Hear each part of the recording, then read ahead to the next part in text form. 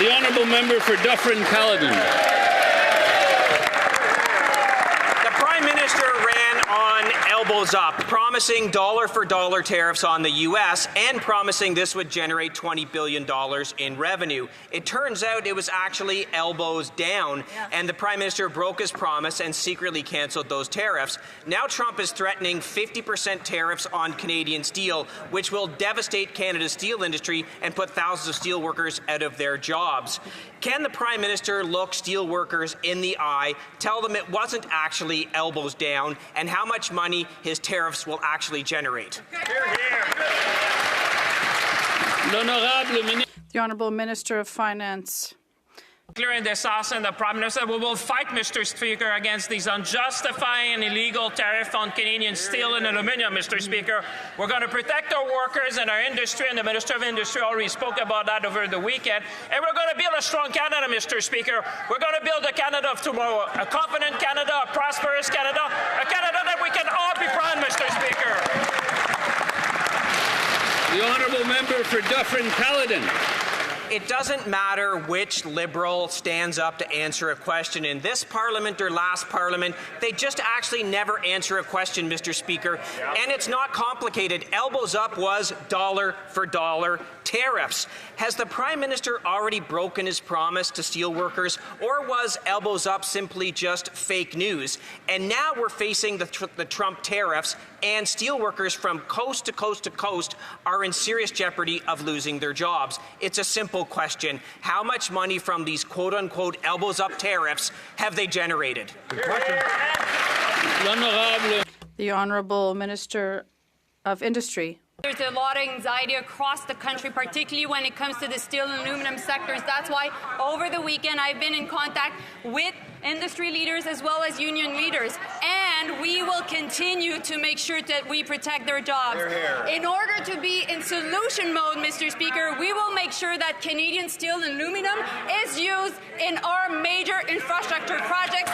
That is why steel workers have said over the weekend, at a time where our steel and aluminum sectors are being hit by massive U.S. tariffs, this is the kind of leadership we've been demanding, and it has delivered.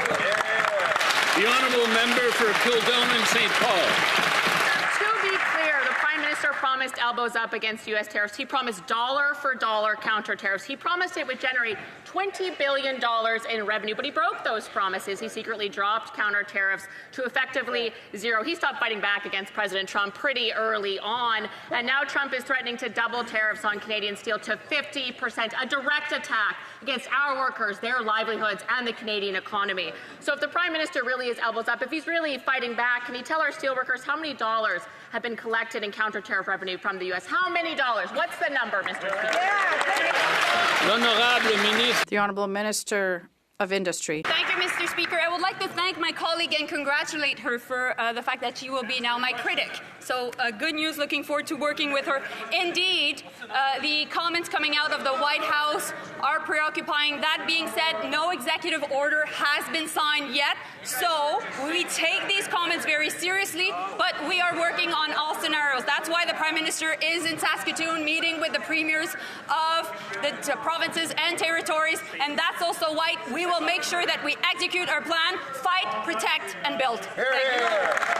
The honourable member for Kildonan St. Paul. I didn't hear a dollar amount on revenue from those counter tariffs, so we can assume it's effectively zero. And if the steel tariffs weren't bad enough, the Prime Minister is determined to keep the industrial carbon tax on our steel production, driving up the cost of steel production here at home, which perhaps is really no surprise given the Prime Minister said he claimed that Canadians don't even use that much steel, as if we don't use dishwashers and fridges and cars and pots and pans and baby strollers and housing infrastructure, all of which are made with steel, Mr. Speaker. So how can the Prime Minister claim to be elbows up for workers and fighting for affordability while keeping a punishing carbon tax on our Canadian steel producers?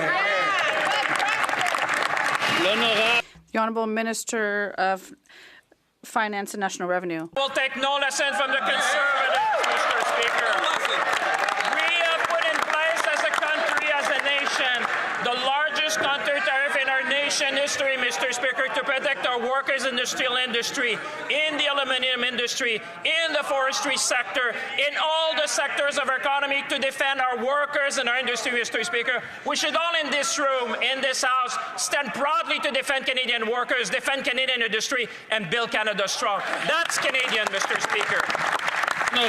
The honourable member for Chicoutimi-Le-Fjord. Mr. Speaker, aluminium workers in Saguenay are very concerned. The Prime Minister promised Canadians that he would stand up to Americans and their tariffs. And now Mr. Trump is threatening to slap once again a 50% tariff on aluminum. Meanwhile, the Liberal government has reduced tariffs on American products to almost nothing. But the Prime Minister told us he would collect $2 billion. Can Saguenay workers know how much the Prime Minister has collected in counter tariffs to date? The Honourable Minister of Industry.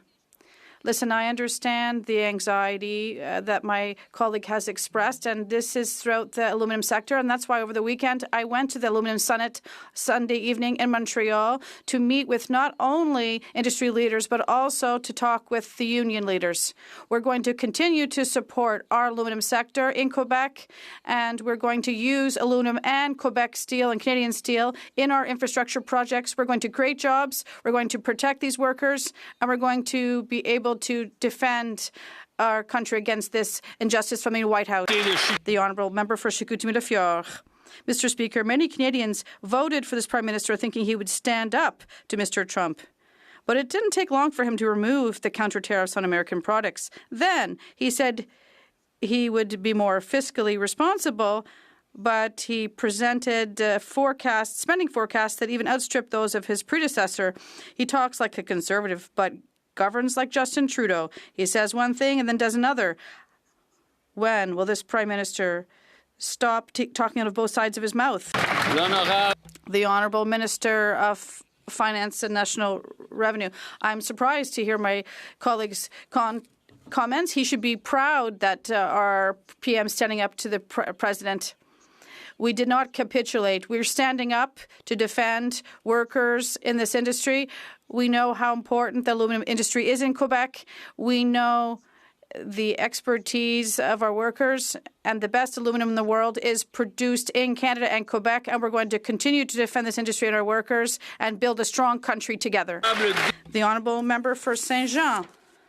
Mr. Speaker, the Liberals got elected by promising that Trump's tariff threats would be their top priority. And yet, it's not the new tariff threats on aluminum and steel that are being discussed today in Saskatoon between the premiers. No, the priority being discussed is forcing Quebec to accept a dirty oil pipeline from the West. Quebecers voted for a government that would protect them from Donald Trump. They did not vote for pipelines. Are the Liberals going to get their priorities straight? The Honourable Minister of Industry. Mr. Speaker, obviously Quebecers are very concerned by the tariff war from the U.S., and that's why they elected us with 44 Quebec MPs. This is the first time since '81, and we are going to be here to defend jobs and workers in the aluminum sector because we know that these tariff threats are against this sector. So we're going to work with the member from Lac-Saint-Jean and Bécancour, etc. But fundamentally, we're going to stand up tall to protect our jobs. The honourable member for Saint-Jean. Mr. Speaker, even before meeting with Quebec and the provinces today, the Prime Minister met with business leaders yesterday. Not representatives from the steel and aluminum industries to discuss Trump's new tariff threats. No, he met with CEOs from the fossil fuel sector. Oil companies first, Quebec and the provinces a close second. Mr. Speaker, the Prime Minister was not elected to serve oil companies. He was elected to protect Quebec's economy from Donald Trump's threats. How come these oil companies are coming first? The Honourable Minister of Industry. I think the Bloc needs to understand that the role of the PM is to talk to everyone, whether it's in the aluminum sector or in steel or clean energy or traditional energy. That's the job of the Prime Minister. That's something that the Bloc will never understand. Nevertheless, Mr. Speaker, what's fundamental is right now we want to build. We're going to invest in major infrastructure projects, And one of the infrastructure projects for the Quebec that is fundamental is the high-speed train from Windsor to Quebec City, something that the Bloc should support.